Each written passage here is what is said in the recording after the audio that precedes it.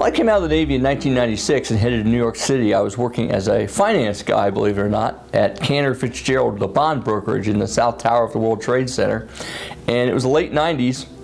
All you had to do besides sit behind a computer and say, oh, I'm kind of interested in computers. And they put you right to work. So that's where I really started off with working with different computer applications. It initially started me on access applications because that's what I did in the Navy. I was very good at it. And I fixed a couple applications that were having problems with. So they figured out that I kind of good at picking up things quick. So my boss came in, slammed a book of Unix shell scripts on how to do Unix shell scripts on my desk and said, I need you to learn this in 2 weeks. This is going to be our interim system while we're converting financial systems at the brokerage. So I said knocked my way through the next 6 months, and I never looked back.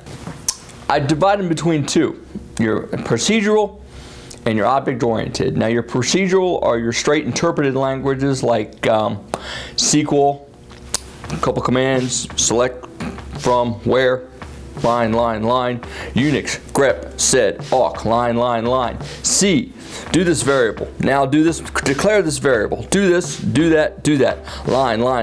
Okay, that's procedural and interpreted. And then you got your object-oriented languages. That's a very interesting thing because your object-oriented languages build around data. Your data comes out of its little hovel down there in its application as a comma-separated file or a database, and it comes and it lives right in your application. So on the one side you got procedural, where things happen in a very orderly procedure, and you got object-oriented, where your data is actually a living, breathing thing right there in your application. Those would be your two areas.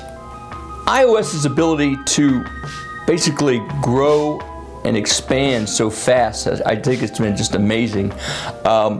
It's offered on an amazing set of products now, and it grows faster than I think folks can deal with it. And so the challenge is, how are they going to scale to the growth of products that can be offered with an iOS operating system? It's just the scalability of that product is amazing. Android, I think it's kind of a workhorse. It does very good things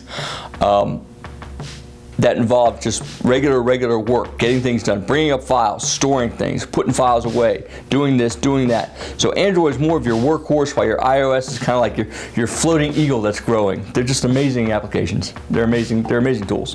Google has just an amazing set of tools. Glass is a good tool, and like all Google applications, it does very well remotely. What I like about it is its ability to save things and keep things saved remotely, so you always have them and be available. Its ability to back things up and do updates, so it's always there and ready for you. Two things. Everything's going mobile. Even your businessman sitting at your desk is going to be running a mobile application. Developing desktop client server applications is fading. It's fading very fast.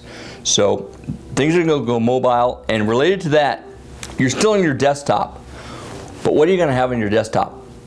A browser, and that's it, because everything is located remotely. Remote architecture has taken over, and it's another way of saying the cloud.